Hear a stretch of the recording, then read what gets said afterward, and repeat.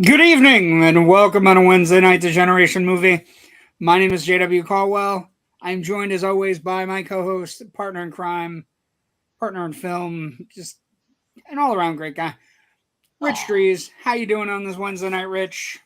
I'm doing pretty good. Thank you so much for asking, JW. Very excited. This is the wrap up of Bond-A-THON.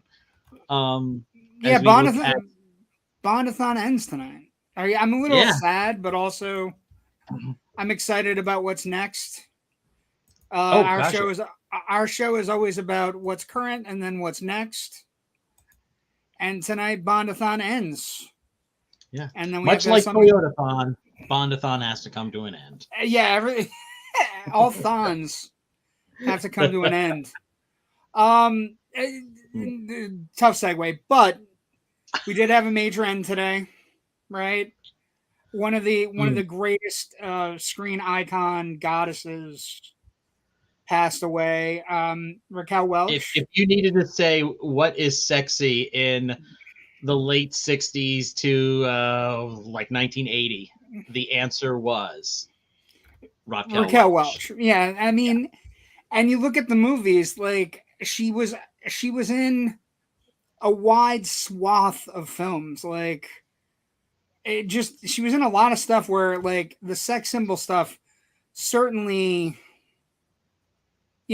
certainly took on a role of its own, but she did across the board in 1 million years BC, Mhm.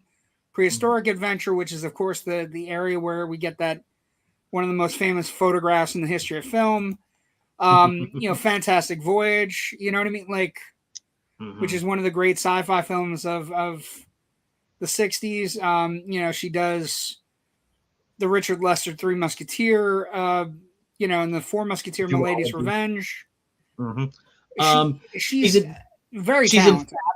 she's in Fathom, which is kind of a female centric spy movies, and which came at the end of the James Bond spy craze inspired spy craze uh, cycle of films.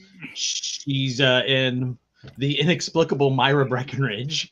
Um, she's been she's in The Last of Sheila, which Ryan Johnson has said has been a heavy influence on the Benoit Blanc movies. And it's a fine film if you haven't seen The Last of Sheila and you haven't heard of it before or you've been looking for a reason to watch it, maybe watch it tonight to see Raquel Welch hold her own in a great ensemble of actors. Um, But you know, she's made it into the 2000s as well. I mean, she guest starred on a lot of shows in the 90s.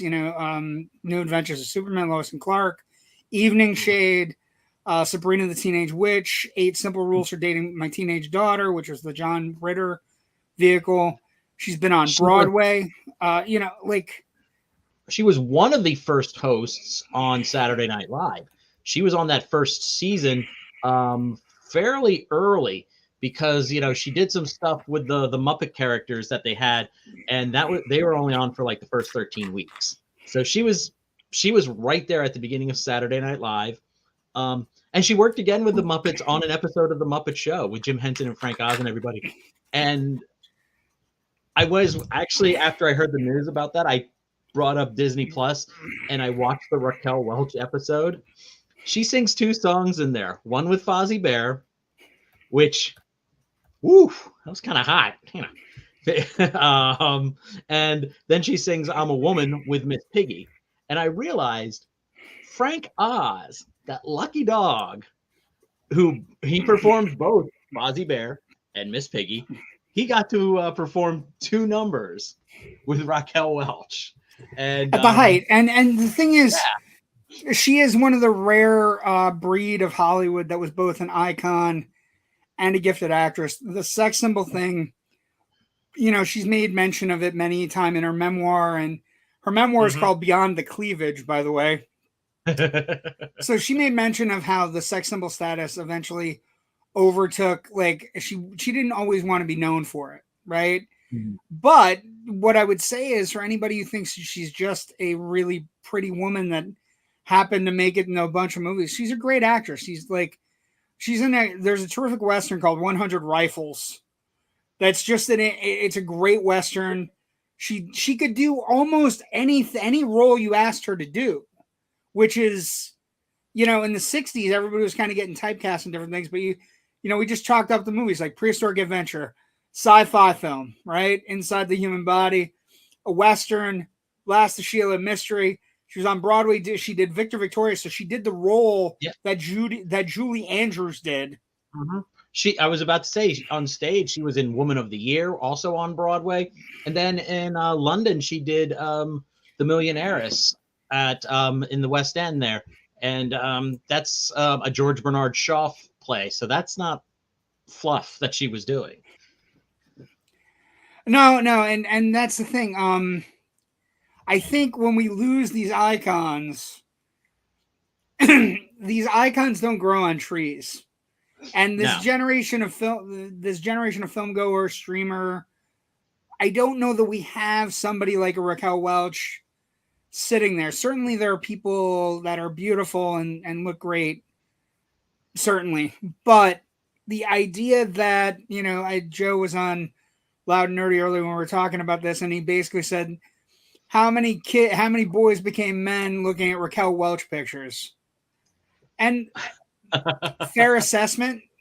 But she will be sorely missed. She had a sense of humor about her icon status, but she also, wanted everybody to kind of know that she was a serious actress. I mean, it was obvious she had a sense of humor about herself. If you've ever seen her in her Seinfeld appearance in The Summer of George, and where she just plays like this horrific version of herself. That's just an absolute comedic delight. I was talking to somebody. This is kind of a. First off, Ken chimes in. Good evening, friends. Good evening, Ken. We'll get to our prerequisites, but I couldn't resist the stuff. Good evening, gentlemen. Rich didn't need a salve or ointment. I have no idea what that means. We're talking about stalkers earlier, but who knew about George? She was in a movie she played when someone named Jugs, Mother Jugs and Speed. Yes. So yeah, she definitely had a sense of humor. She was a great icon. She was a good, and this is something that doesn't happen often also. She was a great ambassador to film. Because she would always be she would always go and talk about movies, and we've lost somebody great today, and 82, may she rest in peace, and thank you for all the hard work and all the stuff you did for us. And she again kept the sex symbol status, certainly 60s, 70s, 80s, and then was a still buxom through the 90s and 2000s, and she's popping up. Legally Blonde, and places where she just popped up. So supremely talented. Sad to see her go. Yeah, kind of like an elder stateswoman of her generation in a way. And like I said, we don't have many of these icons left. I was talking with somebody, and this is an interesting question for you. I'll ask you because then I'll tell you who we were talking about. So I was talking to my cousin, who's a good friend of the show and a good friend of me, and we were having a discussion about watching movies. And I recently picked up Young Sherlock Holmes, so I was watching that and just reliving the '80s and I had a good couple of days around Valentine's Day, and we were talking about losing people. So Raquel Welch is dying today. It's interesting because I equate her to Shawshank Redemption, right? For me, I like that and Fantastic Voyage with my dad, right? Look at her in that suit. And then, but what actor or actress is gonna break you when they go? Like, what actor or actress, when they go, will you realize that you have finite time on this planet, and also that the planet time that you have left will not be as good because this person is gone? There have been a couple celebs already. I mean, going back to again the Muppets, when I was in college and when Jim Henson very tragically died, very unexpectedly died, I was not good. I did not handle that well, I don't think, for a couple of hours, locked in my dorm room just so no one could see me like sobbing. And even to the point where a couple of years ago, I was reading a screenplay called Muppet Man, which was a biopic of Jim Henson. Henson Associates picked it up, but they never produced it. And it was really good. And I knew as I'm reading it, I get to about the last 20 pages. And I know what has to happen. I know how this movie has to end. And I could feel like my heart just, a cold, icy fist around my heart. And by the time I got to like the last 4 or 5 pages, it was very hard to read because, my eyes are all watery. Stan Lee was another one. Not an actor so much, but very much somebody who affected film in his own way. If when David Byrne dies, because I'm a huge Talking Heads fan, that's going to be a bad day for me.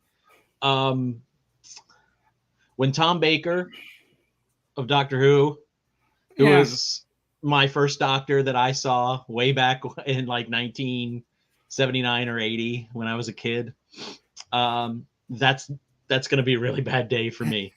Well, and those are perfect. The one that came up with my cousin and I were talking about. So I can't remember something. It just came up in conversation. Like, I think it might have been about someone in the family being a certain age, and and it came up that this actor's age is the same age, and it's like, and we both said the day Harrison Ford goes. Ooh. The day Harrison Ford leaves this earthly plane, there will be so many suicidal nerds. That's gonna be rough. That's gonna be a rough fucking day, Rich. He's not an icon. He's a double icon, basically. Wait, I would triple icon. Almost every time he touched a role, he ended up doing very well at it. Like, if you had said to somebody, "There's going to be a Fugitive movie and it's going to make $200 million," somebody would have laughed you off the fucking planet. They would have laughed right at you, but he did it. He pulled it off. He's for me, the actor where that, recently when he's taking this 1823 and he's doing Shrinking, the age is really showing. And the Indiana Jones trailer, and I also am going to say right now, I want to get a ban on this early. I don't care if you hated Kingdom of the Crystal Skull. I don't care what has happened in your life. Again, because I don't think it's that bad a movie. I just think it's a bad indie movie, but it's not a bad movie. Mm-hmm. What I would say is, I don't want to hear any goddamn old shit. I'm over the old shit, and I'm over that he's like, oh, is he going to be, running out of it? First off, it's incredibly rude to talk about old people like that. And secondly, I don't give a shit what he's doing. I don't care. I'm just glad he's back. You know what I mean? Mm-hmm. Like, and so, if we get I was talking about this. I know I talked about this with you, but the idea that we are going to have, and I brought it, I have a picture. The idea that we're going to have something close to this magic occurring again, we should sit back and just be happy. We have Michael Keaton coming back. We have Casino Royale tonight. We have Michael Keaton coming back as Batman. He looks great in the trailer. The trailer looks great. Everything he does in the trailer looks great. Just shut up. Live it. Live your life and be happy. And we have, for the first summer in a while, we're going to have a Ghostbusters movie later in the year. We're going to have Batman, Indiana Jones in the summer. And then we have Indiana Jones, Batman, and Ghostbusters too. So guess what? Just be happy. Just be happy and try to not be miserable. That ends my sermon on the subject. I'm so over he's like 90. Yeah, great. You realize the shit he can do? It's like Cruise, right? Cruise is in his 60s. Uh-huh. He does shit that nobody should be doing. So just suck it up. No matter what their age. Yeah, they shouldn't be doing it. I mean, he broke his goddamn ankle for us. when he comes out in this Mission Impossible movie in the summer. Just be happy and just go to the movies and have a good time. A couple comments. Let's see. Joe is saying I have an itch by Rich's name. So this is Joe's ignorance about James Bond is what this is. This is Joe's ignorance about James Bond. So it's really on Joe to the sad thing. Yeah. Rich has an itch, but it's a line from it. It has something to do with Casino Royale. Joe doesn't really have an itch. I mean, we don't talk about it anyway. Ken, I'm a fan of Bill Paxton. Felt that when he died. You know what? Oh, yeah. Paxton was one of them. And here's the thing, Ken. I don't know if you've ever seen it, but I'm going to recommend it. I always, whenever Paxton's name comes up, somebody says I'm a fan of Paxton. If you haven't seen his only directorial effort, a movie called Frailty, it is a tremendous piece of noir cinema. It is and supernatural, but also noir, but mostly noir. It's a really great movie with Matthew McConaughey, Bill Paxton. He directed it. It's a fantastic film. If you've ever seen it or never seen it, I highly recommend it. Find it. It's great to watch. It's got Powers Booth. It's got Matthew McConaughey, Bill Paxton. Really well done. Let's see. Tim says Clint Eastwood for me. Fair. That's going to be a bad day for a lot of people too. That's definitely going to be a bad day for a lot of people. Phoebe Waller-Bridge. When Phoebe Waller-Bridge dies? Yeah. Natasha's a very big fan. I think she's an incredible writer as well. Oh yeah, is it a possibility? Do we not? Is it something we don't know about Phoebe Waller-Bridge? We're talking about aged and decrepit people like us, Rich. She's bringing like young people into the argument. Jesus. Seen it, God speaks to him. Yes. Well, don't give anything away. Spoiler. I mean, the movie's been out for a while, but still, people who haven't seen it, Oh, Natasha, I came in during the Indiana Jones talk. I hope you're feeling better. I want you to feel better. We missed you tonight. But yes, Phoebe Waller-Bridge is going to be in Indiana Jones and the Dial of Destiny. And the little bit we got of her in the trailer this past weekend at the Super Bowl, I'm excited. It looks like fun. She's diving out of planes. I'm wondering if it's going to be a boat. Like, come on, anybody? I talked to somebody today who had never seen Temple of Doom, and I'm like, so you've never seen Indy dive out of a plane on a boat with a little Chinese kid? Really? No more parachutes, But yeah, I mean, that's a great place to start. First thing we do, we always talk about on our show. Oh wait, let me get rid of the comments. Hold on, Natasha, go away. We're super happy to be part of the Indie Escape Network. You can subscribe on the YouTube channel. Indie Escape Network has all of our shows are documented and doctored there. We're also, if you are part of like the big podcasting, you can now listen to our shows. So we might talk about pictures we're putting up or whatever, but most of the stuff you can get either an audio download. So if you want to listen while you're driving in your car or doing whatever, we appreciate that. The Indie Escape Network also has a Facebook page, fantastic Facebook page, lots of stuff going on there. All the really big show things that are happening on the Facebook page, including our show, which we have a major announcement at the end of the show, so stick around. It's a big one.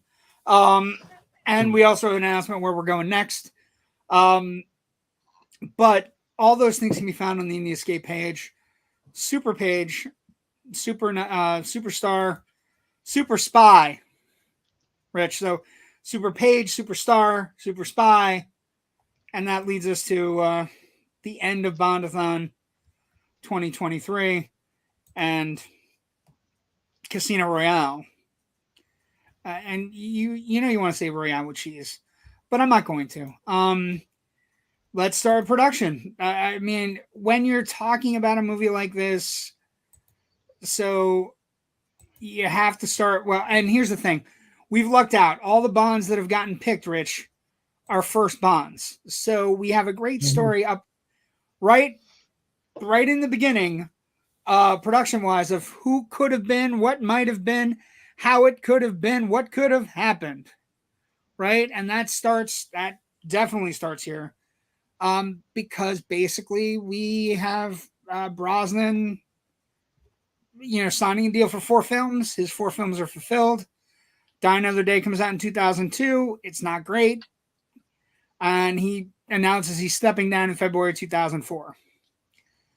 So they have a search. 200 people. 200 actors read for the role, Rich. A virtual who's who of people that you've heard of and that you may have not have heard of, or that you know but don't necessarily know. And it ends with Daniel Craig, but like the people that auditioned are astounding. You have actors like Anthony Starr, right? Who's on a show called Banshee, and eventually became Homelander on The Boys. You have Rupert Friend, right, who was in Pride and Prejudice and a couple other things. Ewan McGregor, right? Pretty decent. I can't even think about the idea of what a Ewan McGregor Bond film would have been like. Julian McMahon from Nip Tuck also played Dr. Doom in the terrifically awful and fun Fox Fantastic Four films. Alex O'Loughlin, who would go on to Hawaii Five-0. Sam Worthington, right? So Mr. Avatar himself gets in. Henry Cavill. Cavill, by the way, was 22 when he got turned down. And now all of a sudden that's just too young to be Bond. Well, and I think, but that's where we're headed, aren't we? Aren't we headed for a 25 to 20 to 30-year-old Bond right now? Maybe. We'll see. I take all Bond casting news with a huge grain of salt until we actually find out who it is. A couple last minute quotes. I think it'll hit me bad when Barbara Streisand dies. That's a good one. That's a great one. And then Natasha, we know you tried, dear. Don't worry about it. Feel better. We'll get you on the down low when we get into our next bit of business on Generation Movie. There's at least one I know in that group of our next films that I know she's going to really be excited to maybe be part of. I think there's a couple there. Because I sat next to her while we watched that movie, and I know how much she enjoyed it and loved it and was rooting for it that year. Fair enough. And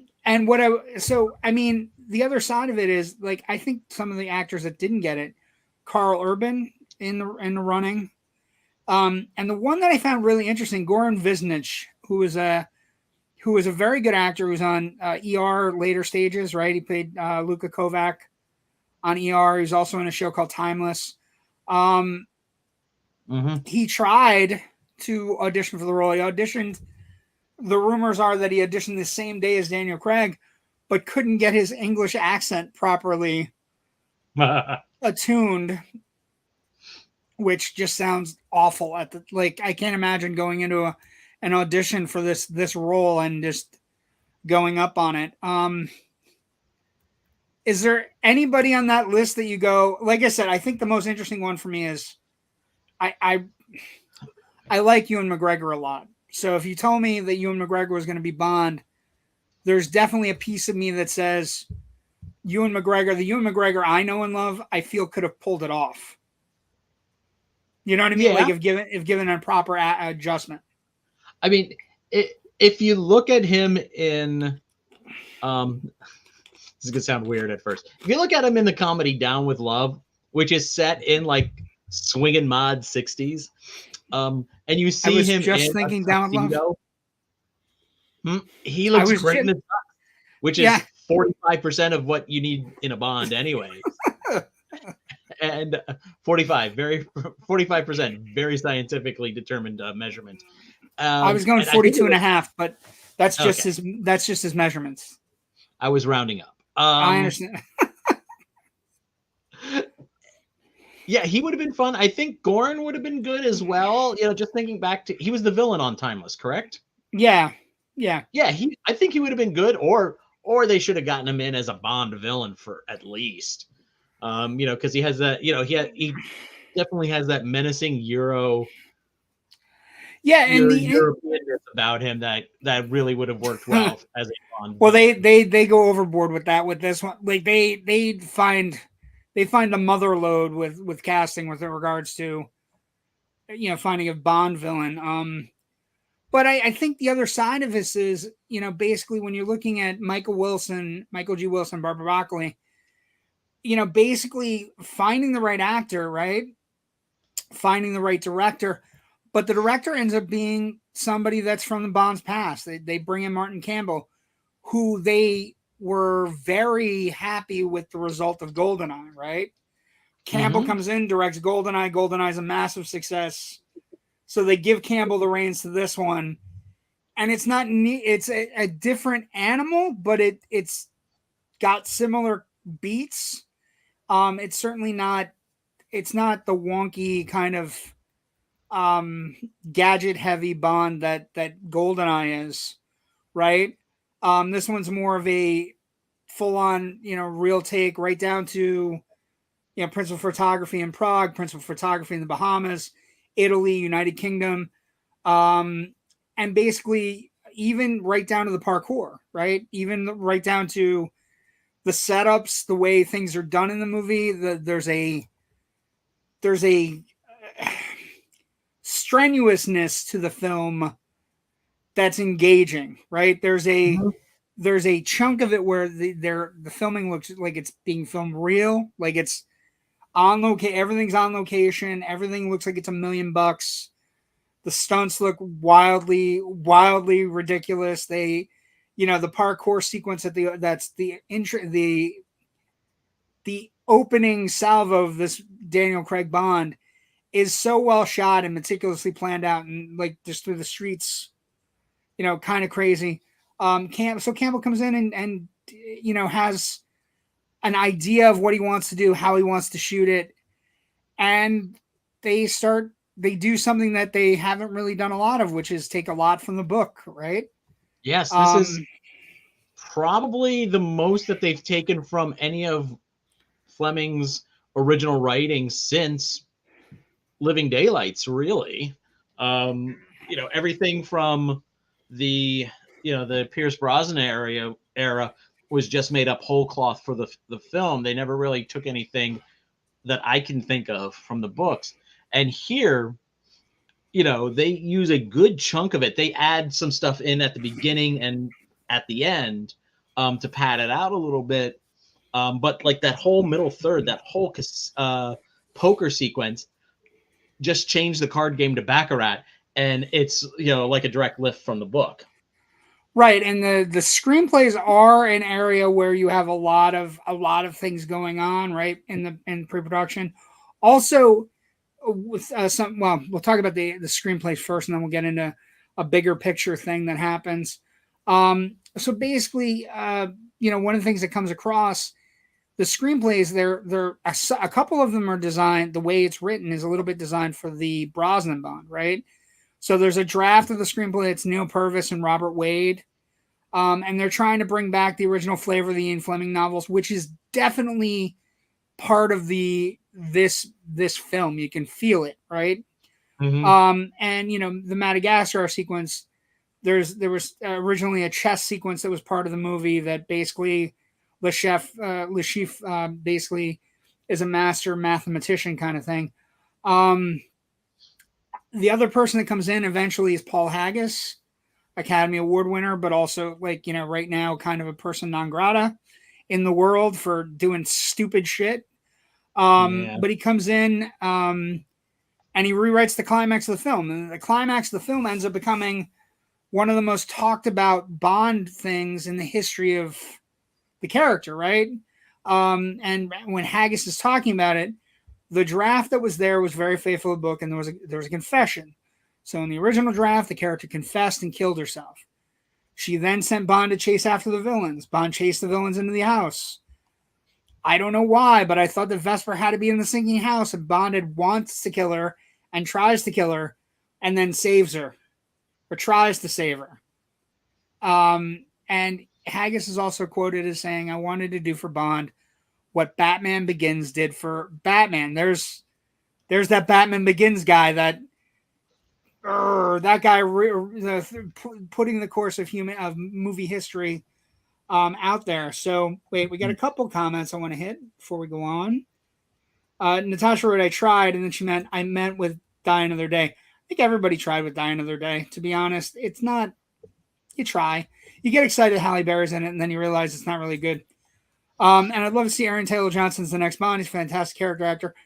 Who's going to? But Natasha, is he going to have time with all of his Craven the Hunter business?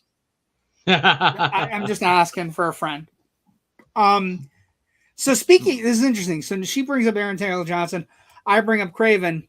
One of the things that happens during production that nobody really talks about, Rich, and it's a real interesting thing is Eon Productions gains the rights to Casino Royale from Sony because Sony had exchanged the rights from Metro-Goldwyn-Mayer's rights to Spider-Man. So they get Casino Royale back as part of this deal with Spider-Man. So Spider-Man is inexplicably tied, and actually, it's kind of a weird place, but this is a place where going forward, MGM will not, basically Sony buys a consortium that purchases MGM, and this will be the first Bond film that's released under the Sony banner, under the Columbia logo. So you see the lion, and then you see the Columbia logo. And it's such a giant whirlwind because basically, theoretically, MGM losing Bond is the end of MGM as we know it, right? As film fans, it's the beginning of the end. Their classic library has long been sold off to Warner Home Video. Piecemeal to anybody who would buy vast chunks of it, including Amazon. MGM is a great studio with a fantastic history that owns virtually none of it. Terrible. But Bond becomes the first move over to Sony, in the production. High production standards, amazing production standards. And what do we talk about when we talk about Bond? You have to have a song, Rich. And I got to tell you, this song, as you play it out, it grows on you. I've listened to it 3 or 4 times in the last week. It's like what we talked about last week, where I basically said from A View to a Kill, we're in nothing but a bad desert of not great Bond themes until You Know My Name. And Casino Royale, it's a dumb word to try to sing, despite what they do in the 1960s version of Casino Royale. God bless Burt Baccarat, who passed away this past week or so also, but who wrote some great music for that original 1960s Casino Royale. The lyrics on that one song where they sing about James Bond at Casino Royale is not great. This theme song, however, it's reintroducing the character in its own way to the audience. It's saying, you know my name, you know my number, you know my name, you know who this character is. Well, yeah, and because this is a markedly different character, presentation character than we've had for a very long time. Yeah, I think the You Know My Name is a play on things, right? Because it's with the name, but this is a different Bond. Also, it is really great to have a credit sequence that is not stupid. There's it's a really good opening credit sequence, and there's a point where there's like targets become roulette wheels, and then the one target goes over the one card, and it's a seven of hearts, I think it is, and it's bang bang 007. Yep, it's the bullet yes. Form low. Yeah, it's beautiful. It's well done. It sets us up. It's very stylized. And I remember when the movie came out thinking, this looks really cool, but is this going to age well? Because Bond, title sequences, some of them looked cool at the time. And then as, aesthetics change and stuff like that, you look back and go, that's a little cheesy, actually. And that's something, as you get older, you start to notice, more and more as you look back further and further. And it's been what, over 15 years I think it's still a solid. It's a cool fucking opening. There's one sequence where the totally fucking thing goes over the Queen of Hearts, and it's Eva Green's face, and it flipped me out seeing it again. The thing is, it all sets up this when that vein seems to get cut, and instead of blood coming out, it's hearts, little hearts and diamonds. Yeah, it's great. It's good shit, man.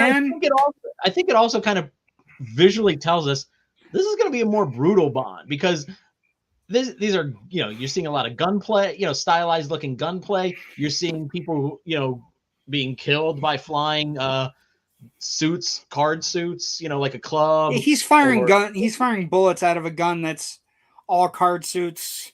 Yeah. Like he's firing up. We have a question. Let's see. I wonder if Jeffrey Wright would turn as Felix Leiter in the next Bond film. No. Every Bond gets their own. Every Bond gets their own Felix Leiter. Is my interpretation of this. I really feel this is an important thing, and with where we're going, we'll talk about that when we get to Legacy in a couple minutes. But I would say this new Bond, whoever they choose, it's going to be a complete, new slate. And I wouldn't be surprised if Felix Leiter ends up being a very big cast, like a casting, like somebody cast as Felix Leiter, and you maybe get one or two Bond movies where it's a team up kind of thing, maybe. Just to change the formula a little bit. But production. Not to say Jeffrey Wright's a bad actor. I think the guy's magnificent. He's great.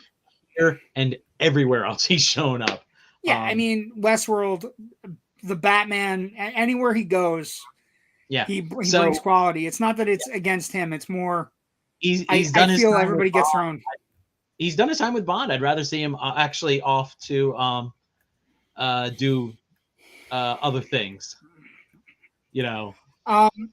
So stretching things. Yeah, I mean, basically, this movie goes off with production wise, without a hitch. Even with the big effects, there are 3 or 4 large effect sequences in the movie, and you can tell where there's CGI, but it's not as used extensively. It's a very physical effects heavy film. You got the Miami airport chase sequence, you got the Phoenicia house sequence that's amazing. A lot of the Phoenician house sequence, the exterior stuff is model work. It's beautiful model work. Yeah, and also most of it is on Pinewood sets. So the sinking of that house is on a set, which you can't even tell. And that's and this Natasha brings up a valid point. Jeffrey Wright died in No Time to Die. That's a spoiler, Natasha. We have several people who are watching the show tonight that are not avid Bond films like Rich or I or yourself. Shh. That's on them though. But speaking to that though, this afternoon I was rewatching the movie with the audio commentary, and I didn't realize that that the exterior courtyard of the embassy from the end of the parkour chase was actually an interior set. Yeah, it's incredible. The revolutionary camp too at the beginning there, that's actually like in the park next door to Pinewood Studios. And they, Bond franchise has shot there before. They in that park, not necessarily in that spot in the park, but in that park, they've done everything going all the way back to the gypsy camp from Russia with Love. Yeah, it's an incredible job. And one thing about the music, we're talking about this incredible track by Chris Cornell. May he rest in peace. You Know My Name. What is really interesting is that the song is so good that they use it throughout the entirety of the film as a backdrop for the character. It's really nice throughout the film. It's a well done, amazing job. Yeah, I mean, thematically, you need to give Bond his own melodic theme, and you're not. because of what they want to do overall thematically in the movie about telling basically Bond's origin story, how he became, the cold-hearted agent that, of the books. They're holding off on using the classic Bond theme for until effect. the very end. Yeah, for effect. But David For Arnold effect. does a great job incorporating the Cornell theme. And Yeah. sometimes that So doesn't you have to happen. go that theme too. Sometimes it doesn't happen in production. Sometimes, like we were talking about with some of the movies where you have people fighting and a lot of fighting with regards to like Living Daylights, I think we were talking about, right? Yeah. Where it was just a mess. But David Arnold does a great job here incorporating it. It's the production goes well though. Like you'd think that it would be one of those things. Natasha went, well, whoops. And Brandon Michael writes, well, that's another spoiler for me, haha. It's not the biggest spoiler we could give you, but anyway, it is a spoiler. We're sorry about that. But production goes well. It gets released, Rich. How would this new Bond fare? So it makes some money. It makes a ton of fucking money, Rich. It does astounding business, right? In January of 2007, it also becomes the first Bond film ever released in mainland China, which is just another place for Bond to make money. Mm-hmm. But box office, we're looking. It's gross in earnings right now as we speak. It earns $167 million domestic box office. International box office 427, which is a future legacy point for this franchise, because as we progress, the international box office goes down a little bit, and the domestic box office, the need and the love of Bond in the United States and Canada and domestically goes up through the roof for this Daniel Craig Bond, right? And as we look at it, it also starts to, like, we can start to see a chart, the charts that we use where we start talking about home market performances. So it sold $85 million in DVD sales and almost $1.5 million in Blu-rays in its first year.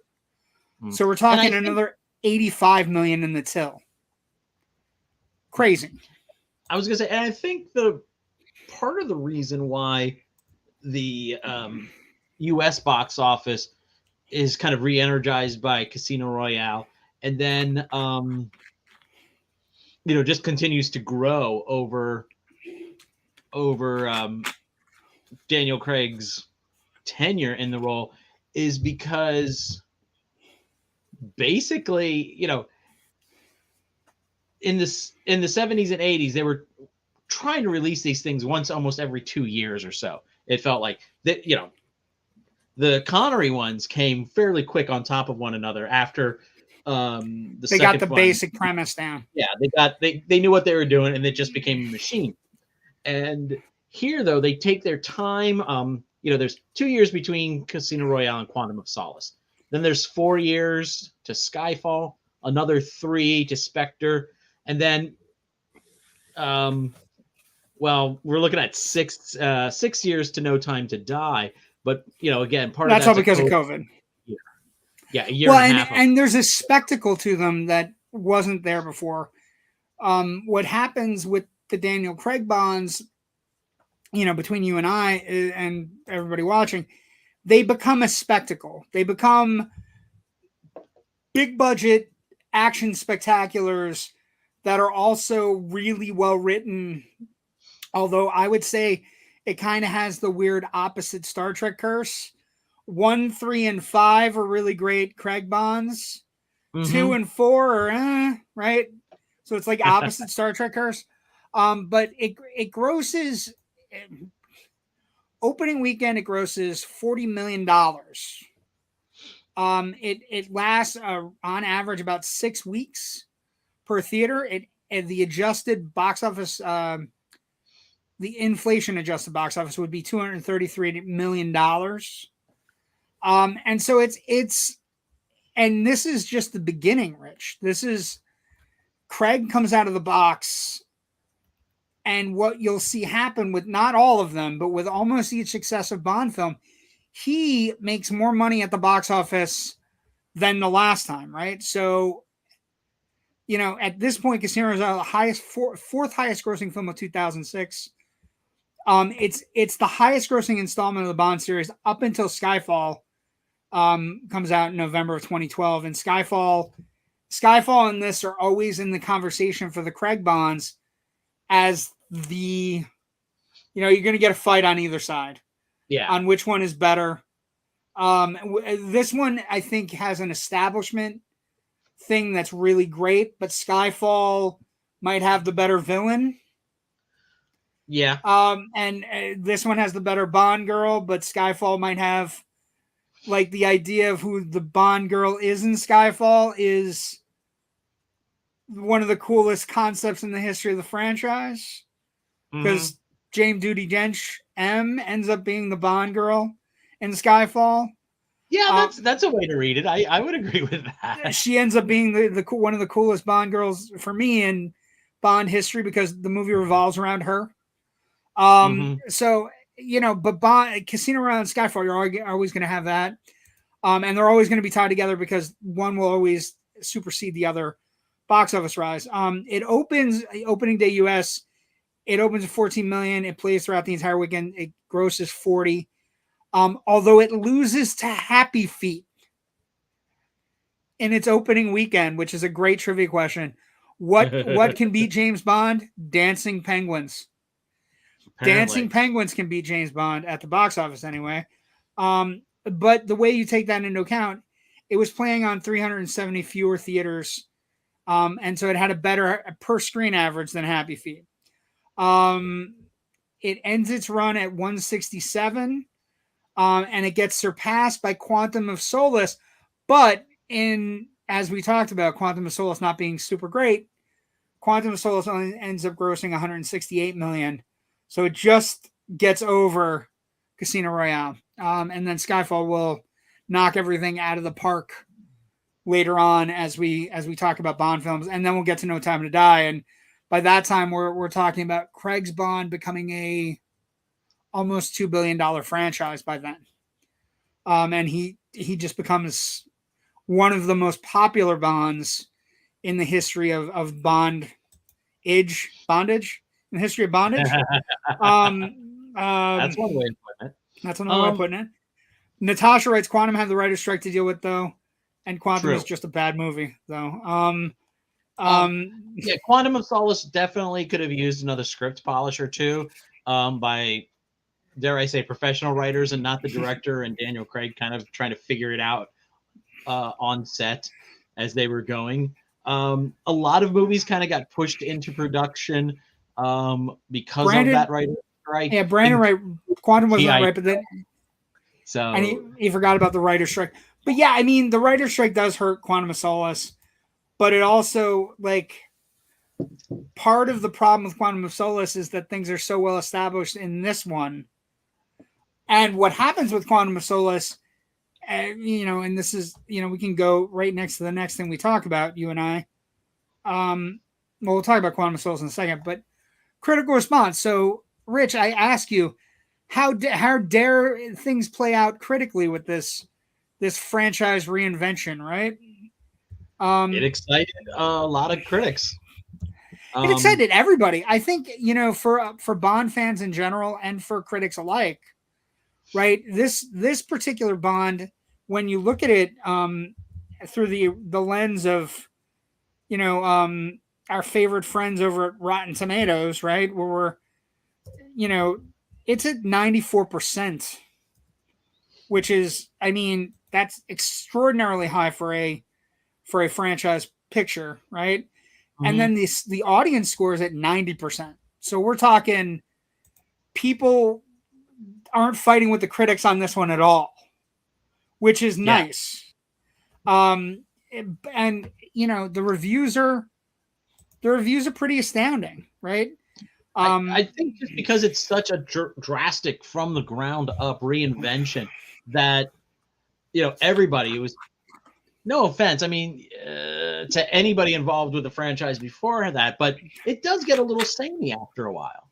And here, you know, there's certain very classic elements to a Bond film, but there's like this new energetic some kind of energy to it, some kind of like a grittierness to it, a more grounded realism. And I think just, you know, there's no laser wristwatches. There's, you know, it's so focused in the casting. Also, the casting has to be talked about. Craig is a fantastic Bond of the blunt variety. It you know, makes me wonder where we're going with the next Bond, but also Mads Mikkelsen playing a very shifty kind of, you know, kind of an aloof Bond villain. And then Eva Green, who, you know, is playing both, like she's playing both the femme fatale and the good Bond girl, right? She's playing both. And that becomes part of the franchise, right? Like, and interestingly too, there's not like a really super strong central villain that gets defeated in the end. We know there's this shadowy terrorist organization that Mr. White and Demetrios and Le Chiffre are all involved with somehow. They don't like talkers. Yeah, we don't know, you know, exactly what that organization is by the end. And I think it makes for an interesting and compelling mystery that gets explored further films. How well it gets explored or doesn't get explored, you know, is open to debate. But I kind of like that Bond is just a small little part of this overall big thing that's happening. And we're just following him as he's doing his thing. And we know it might have repercussions around here, but he's not, you know, shooting the big bad guy in the last reel of the film, making a quip and then skating off with the Bond girl to have sex in a life raft or something like that, you know, floating home in the Moonraker. No. Okay. Yeah. I think what I noticed in the rewatch today, right? And the Bond the Craig Bond films are definitely blunt. They're visceral. There's a Bourne-ishness to them, right? Yes, I would say the Bourne series, reality of the Bourne series is definitely impacting Bond here. What I would say though is this particular Bond is vulnerable. He is he's not the cold-blooded killer he's going to be until he starts to become the cold-blooded Bond. Mm-hmm. But also, like, Rich, can you remember a Bond taking this much fucking punishment? He takes so much punishment over the course of a 2-hour and 20-minute movie, Rich. I mean, and I'm not even, like, I don't even want to talk about his itch. I don't even want to talk. That sequence is brutal. And that's lifted right out of the book. Right. And that's one of the most brutal sequences ever. I think the most intriguing thing is that he's vulnerable. The girl isn't necessarily immediately interested in him. Like, Eva Green is kind of, she's playing hard to get, but it's also like, it's a real, like, I don't really like you. Like, and whether, you know, whatever happens with her character towards the end of the movie is one thing, but there is something about Eva Green. I don't know if enough people know her or understand her. She's in a big court case right now, and I feel like we should all be pulling for her to win her court case. But if you have not seen Eva Green in a lot of things, and I would argue that you've seen her in things and you just didn't know it was her. But this is where, unfortunately, because Natasha, we would miss Natasha. We miss Natasha on this. In a few things here, but she's a big Eva Green fan, and this is where if you've never found on how awesome Eva Green is for 5 minutes, and she'd be right because she does do a lot of stuff. She was in Penny Dreadful on, what was it, Showtime or Stars? Penny Dreadful. I think it's Showtime. Yeah, but which is Eva Green. Eva Green is very good in this movie. She's been in a bunch of things, but the one, like, she's been in Dumbo and like things where you might have seen Sin City, 300 Rise of an Empire, the second 300 movie, Dark Shadows. She was in Dark Shadows. But the movie Well, I'm not at all. going to recommend for you, if you find Eva Green supremely attractive when rewatching Casino Royale, there's a movie called The Dreamers, Rich. And The Dreamers is one of the most amazing film movies ever made. It's from 2003. It's this basically this really kind of steamy, kind of amazing. Just it's Bernardo Bertolucci. It's Michael Pitt, Eva Green, Louis Garriel. It's just this beautiful movie about kids who like film in the 70s in Italy. And it's got a background with, fighting fascism and all this other stuff. But Eva Green is so incendiary in this movie that if you watch Casino Royale, all you can do is see her in that movie. And so, I think everybody's in love with Eva Green at some point in your life. Like if you're a film fan, you find some movie where you fall in love with her. But the thing here is the scene, and Natasha brings up some valid points, and I want to make sure we include her. She writes the first half of the film. Sorry, I didn't mean to do that. First half of the film, Craig plays Bond as a thug who hasn't reached the suaveness. Yeah, I agree with that. And then she also writes. And that's kind of really hammered home in the parkour sequence where the bomber, he kind of dives through that window, that small little window he kind of goes through, and Bond doesn't have this grace and skill to do that. He breaks through the plywood.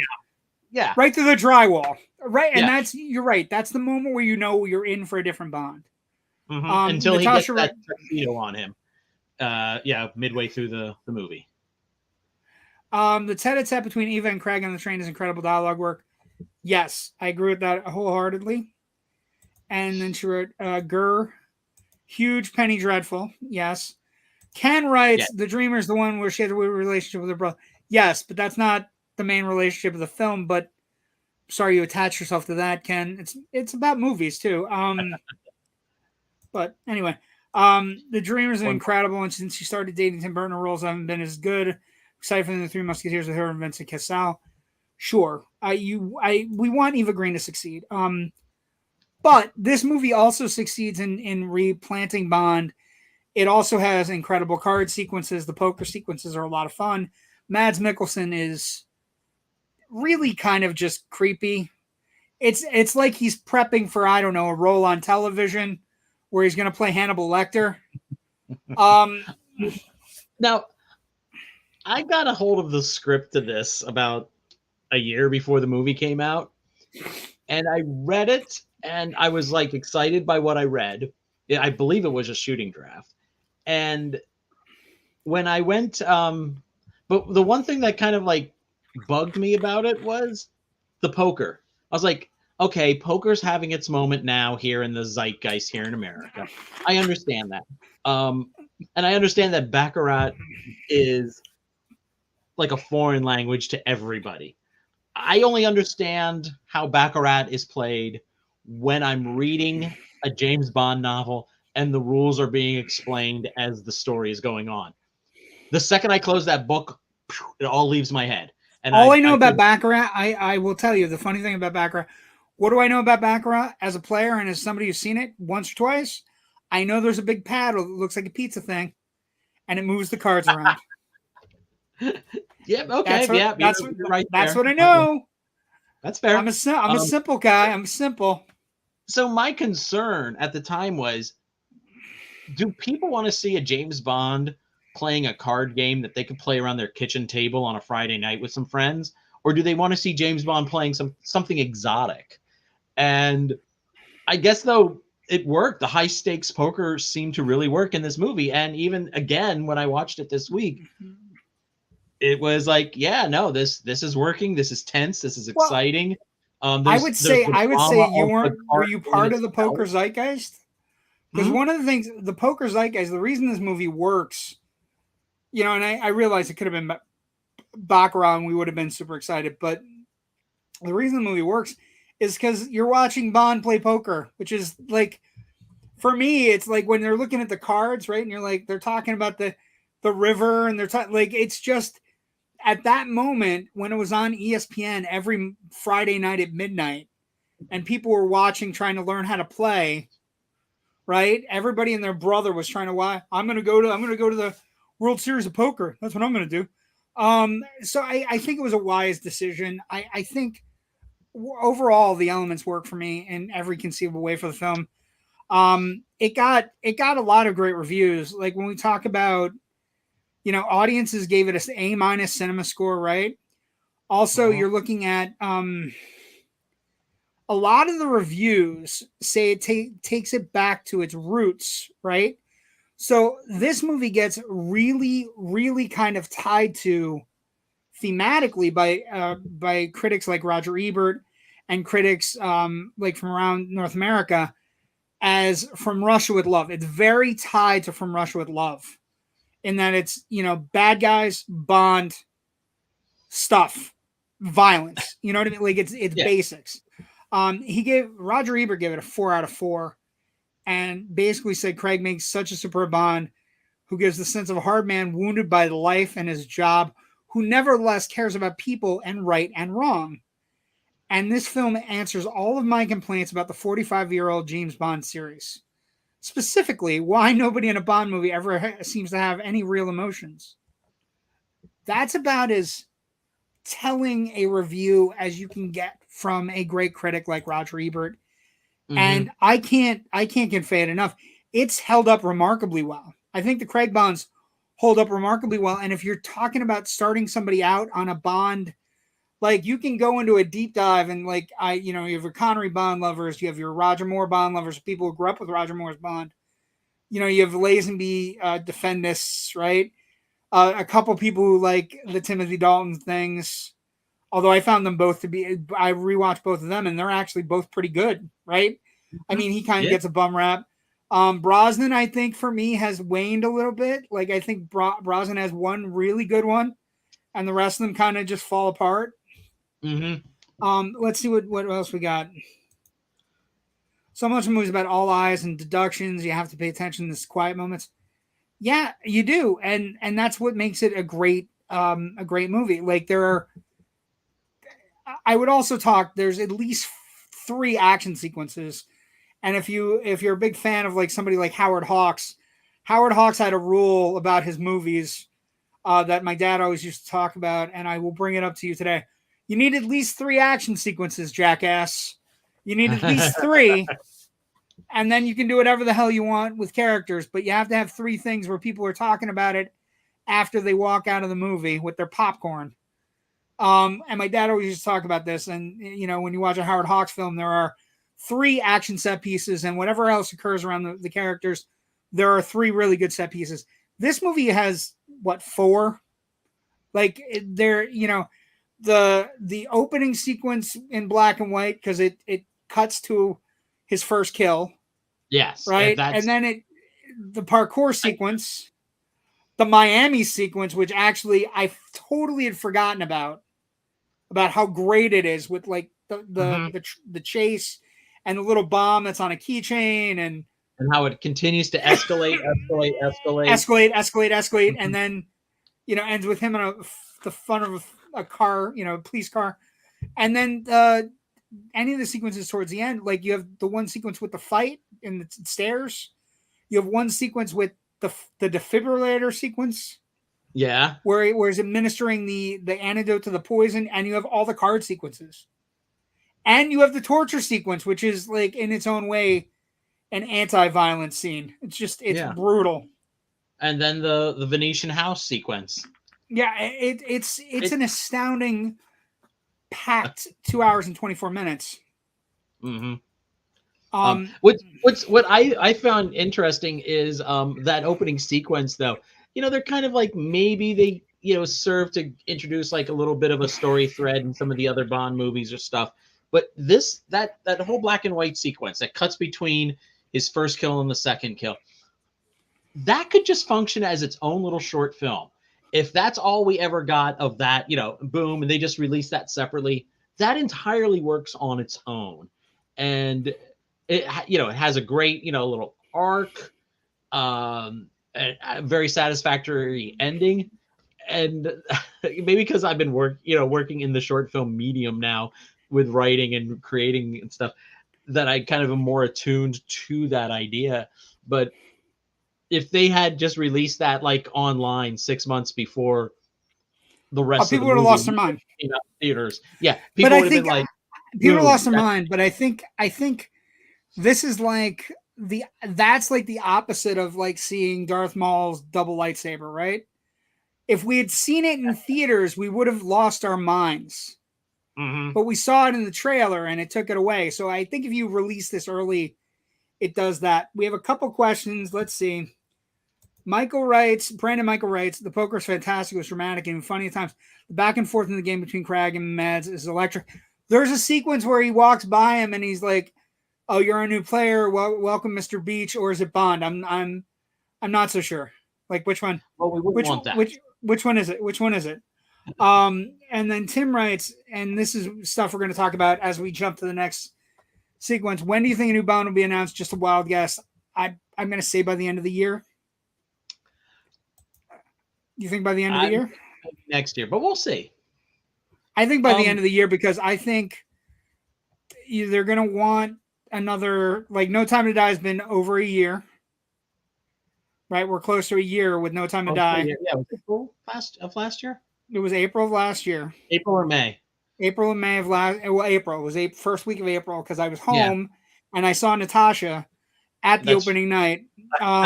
So April and May, April of last year. So we're year 2, right? And I'm gonna guess that they want to get a one out within the 3rd year, like within. And I would imagine people's contracts are going to start kicking in. So if you're looking at like Aaron Taylor that we're talking about, or some of these other people that we're talking about, Craven's finishing up shooting. If he's going to be the new Bond, let's talk about legacy franchise viability. And one thing I think that one other thing I wanted to kind of just hit in a critical thing was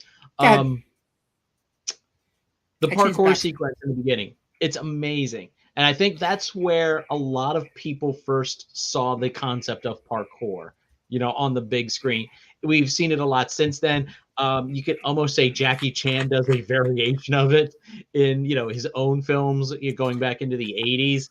But if you want to see like what the first film to actually use parkour is, it was a Luc Besson produced French action film from 2004 called District 13. And I saw it at a film festival and it blew my mind apart. Because like one of France's biggest parkour advocates, champions, whatever you want to call it, is like one of the 2 co-stars of that film. And the movie's, I think, a tight 85 minutes, and maybe 81 minutes of it is him just running around through things, and beating up bad guys. And it's really well done. It's very exciting. And it's available out there with English dubs if you don't like subtitles, but shame on you. There's a lot of action, so you really don't have to worry about subtitles. Luc Besson is a fantastic filmmaker. Doesn't get nearly enough credit. Legacy franchise viability. At the time, we did not know how important Vesper Lynd was going to be, right? No. So this movie comes out, and then this movie sets in motion what will be Bond's first serialized story arc, right? Because we start with this movie. Quantum of Solace gives us a little bit of breadth of depth of the organization that Mr. White is working for. It's called Quantum. Eventually, Quantum will turn into Spectre, which is part of Skyfall and also part of the organization that Javier Bardem's bad guy in Skyfall setting up. Spectre will then become Spectre, Inspector, with a very great new Blofeld for the franchise. And then we end with No Time to Die with somebody that's an offshoot of Spectre that's part of the corporation, but isn't like in good graces with it. Yeah. It becomes the first Bond film franchise where he doesn't go from adventure to venture. all of them are tied together, and Vesper Lynd is the linchpin. She is the thematic linchpin. Her spoiler alert: her death in Casino Royale basically sets everything in motion for this particular James Bond incarnation. Yes, No Time to Die is where we first met in person. I just said that. I just said that to you. I just said that on the show. I wish you were better tonight. I think she might have had that into the comments before you said that, though. Oh, okay. Okay. I'm sorry then. I am totally sorry then. Also, I mean, okay. Granted, everything post on Her Majesty's Secret Service, every now and then you get a mention of the death of Tracy. There's a couple of different times where we see Bond going on a rampage, killing Spectre agents, trying to find Blofeld because he's mad about it. But nothing ever feels like it's actually intended to be developing this story and exploring it more. It's like, well, let's kind of just put this little crumb in here to link the two, and that's it. It never felt like there was anything bigger than that. Here, though, Quantum of Solace, we get, like you said, an exploration of who this mysterious organization is. And they meet all at the opera. They all meet at the opera.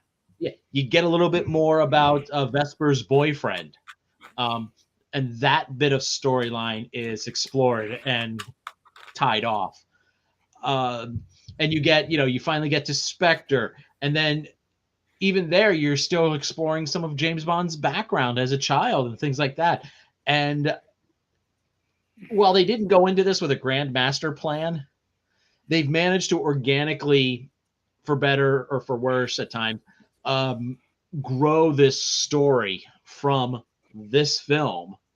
And there's never a part of this 5-film cycle where it feels like they're just kind of like, well, we did this, so we should probably maybe follow this up. It's like, oh, okay, this was interesting, so let's explore the outcome or the ramifications of this new thing we've learned about James Bond. It is the first incarnation of the character where the things that happened to him beforehand impact the next movie and the next movie and the next movie down the line, right? Mean something.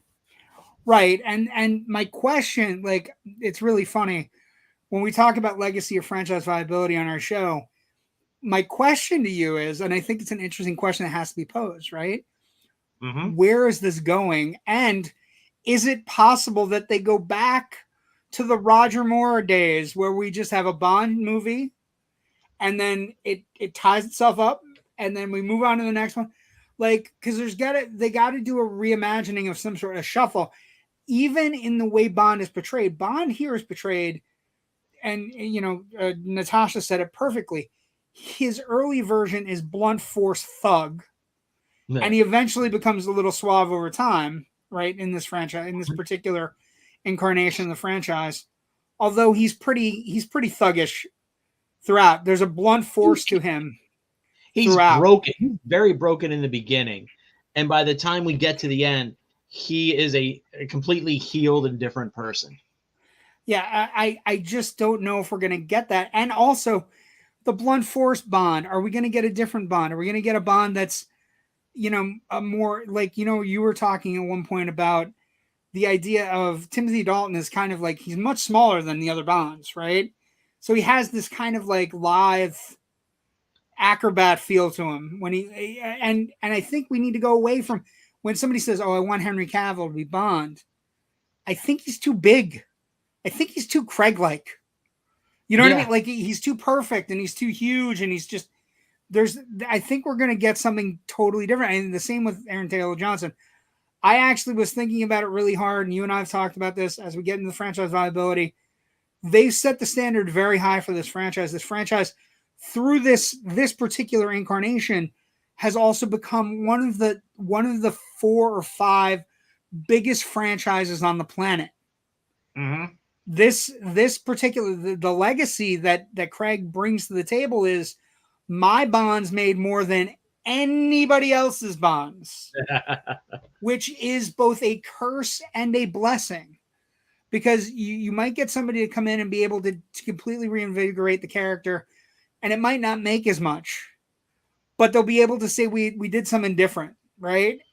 Or you get somebody who comes in and reinvigorates the character, and they make more money because Craig has set the table that everybody wants Bond in their life. Now we have people that watch the show that haven't watched. Okay, so this is a great question, and this is where we're going to end the Bond things, guys. I'm willing to watch one. Actually, no, I was gonna Okay. throw out something. Apologies, Joe. We'll get to your question in a second here. I think maybe with the next cycle of Bond films, like 3 or 4 films, maybe make them a little bit episodic, but let's transplant them back into the early 60s. Like, everything like right up until like around like a week before the Kennedy assassination, and do a very period Bond film, and don't make the gadgets kind of like 1980s or 90s technology. Just make it what would have been possible for spycraft in 1959, 1960. Here's my question for you, though. So let's say you do the 60s thing. Okay. The problem you're going to run into is that we've incorporated this new Bond who's a little bit more vulnerable, a little bit more in touch with himself, a little bit more, all these different things. Are you going back to the Connery Bond of the 60s, or do you want a Bond that is a full-rounded human being in the 60s? Because I think you're going to get blowback there is the crazy people who live in our world where we go, we can't have anybody with emotions. Yeah, I know. I would say almost do more straightforward adaptations of some of the Bond novels that got cherry picked for like just a couple of names and a general thought or two, like Moonraker. I could be in on that. But I don't think they're going to. I think one of the things, if you set it in the 60s, Rich, you're putting a lot of that wonderful money that we get from Aston Martin, or that we get from Heineken beer, or that we get from whatever watch he's wearing in this franchise. I think that's going to be a hard sell, but I'd be intrigued with the concept, because I think then you need to give it to a director that can do a period piece that you sit down. Well, remember too when Pierce Brosnan's Die Another Day came out, and that was pretty much going to be the end for him. Quentin Tarantino kind of stepped up and said, hey, I'd like to direct a Bond film, but I'd set it in the 60s. I want to do Casino Royale as a period piece. And I always thought, do a one-off James Bond movie as a period piece, as kind of like a palate cleanser, and then go on and do whatever. I mean, I'm very glad that we got Daniel Craig's version of Casino Royale and what grew out of it. I wouldn't change that. And I don't think Tarantino is really interested in doing a Bond film now, but maybe do like a one-off Bond film set in the 60s as... I think it's too valuable a property. Yeah, it is. I think it's too valuable a property to take a shot. It's like... it's a silly maneuver. You're essentially asking for the Solo of the Bond franchise. You're asking for like danger, Will Robinson.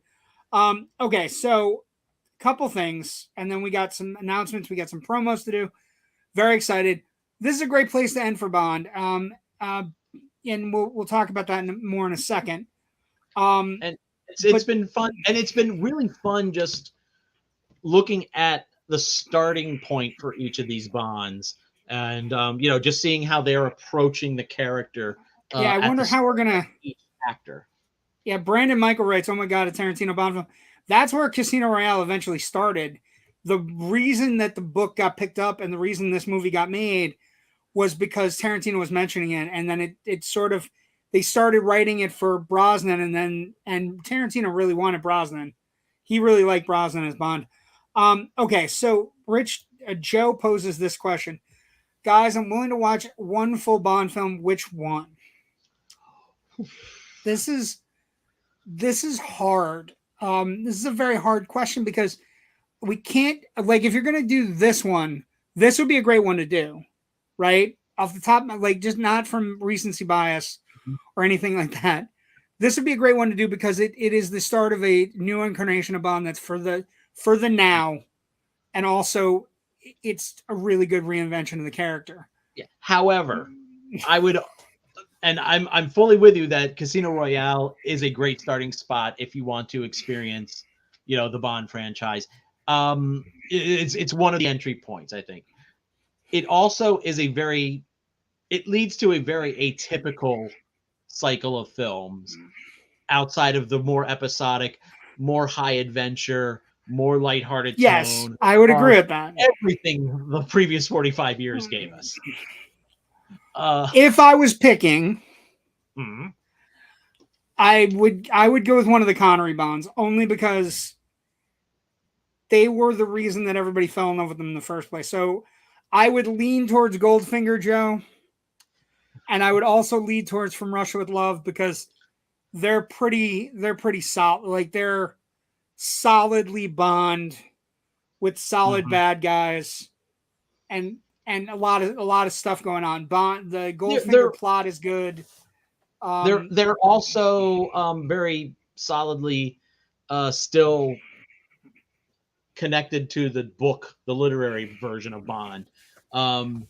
The both those stories, as far as I can recollect reading those novels years ago. I'm going Goldfinger.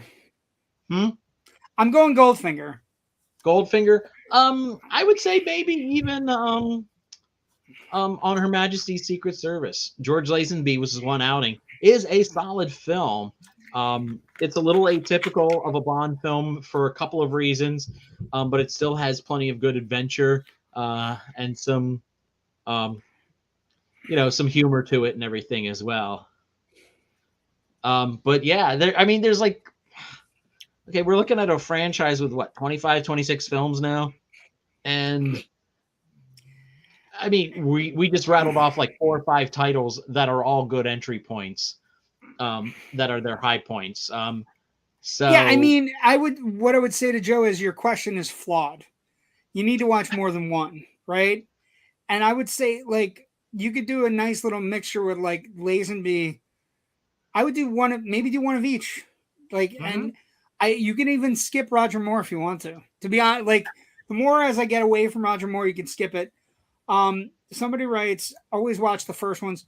Dr. No is a good choice, but Dr. No is interesting in that it doesn't get perfected until From Russia with Love and Goldfinger and Thunderball. Those are the 3 where Connery hits his stride.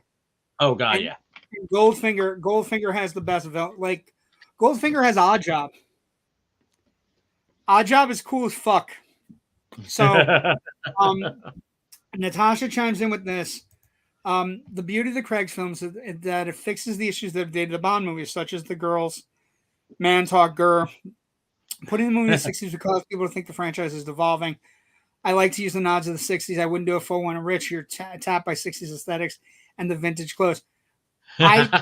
She agrees with me. I think it's too valuable to do it that way. And while I would love a one-off at some point, a Casino Royale one-off, like, Jimmy Bond and whatnot, I don't think we're going to get it. Yeah. But the franchise is alive and well. Like, the franchise after Craig is alive and well, and one of the most anticipated pop culture decisions. I think it's going to be the kid from Bridgerton. I think it's going to be the kid from Bridgerton. I was thinking about it long and hard last night, and as we're preparing for this, Reggie Page, I think, is the kid to go with. I just think I think it answers a question. He's good. He's easy on the eyes. He's about to have a big starring role in the Dungeons and Dragons movie, right? And I think, he is. I think one of the ways you can really impact the Bond audience is by making young women and women as excited about the franchise as you and I are, and he's one of the ways to do that. So my choice would be Rowan Atkinson. definitely. Well, they're bringing Blackadder back, or not bringing Blackadder, but they're bringing something back. But Yeah. okay. So here ends Bond-A-Thon 2023. Yes. A couple announcements. First off, we have a great show. Well, no, nothing. Okay. Nothing. Wait a second. Just okay. Sorry. Excited. Hold your horses, sir. Horses are hell. First off, we have a great show. The Sticky Microphone doing very well. Really a great little show. They have David Howard Thornton coming on. This actor is hotter than hot. He's Art the Clown. He's the mean one. He'll be on Thursday, February 23rd at 10 p.m. By all means, watch these ladies. Wendy is hysterical. They have a lot of things going on. They know a lot about vocal work. They also have announced a major guest for March, and we have to talk about it. March 9th, they're going to bring in Billy West, who's played some of the greatest characters in the history of voice work. Rich and I have lost whole days to him in our lives. So by all means, pay attention on Thursday, March 9th. That's a big show for them. We wish them the best of luck with both of those shows. Mm-hmm. We have a major announcement. The announcement is this. Okay. So Generation Movie is moving to Monday nights. We're going to move to Monday nights on the Indie Escape Network. A new night, same bad time, same bad channel, the Indie Escape Network. Starting Monday, February 27th. So we're off next week to prepare for our move. We got to move stuff, boxes and whatnot. Oh, yeah. Rich has got to move his box of hats. I have to move my giant Star Wars chess set that I have. Yeah, we have to call a U-Haul. So we're moving starting Monday, February 27th. We'll be on at 10 p.m. on Monday the 27th. With that announcement, starting February 27th, we're on Monday nights. We are starting our next big event, Rich. And tell me, are you not excited? Are you not entertained? The Oscars Decade Cavalcade. Right there. What was that? That's a hint right there, isn't it? It is. Yeah, the Oscars Decade Cavalcade is what we're calling it. It starts Monday, February 27th. And what this is going to be is you and I, as we get prepped for Oscar time, which is high holy days in our houses, and for people who love the Oscars, what we're going to do is we are going to take a stroll down the decades lane. And what we're going to do is we're going to look at a movie from every decade that is a Best Picture winner at the Academy Awards, all the way through April. So we're going to do 30s, 40s, 50s, 60s, 70s, 80s, 90s, the aughts, the 10s, and then we're going to leave it at that. And we're super excited to be opening and starting with the amazing It Happened One Night from 1930s, a Best Picture winner. Frank Capra, Clark Gable, Claudette Colbert.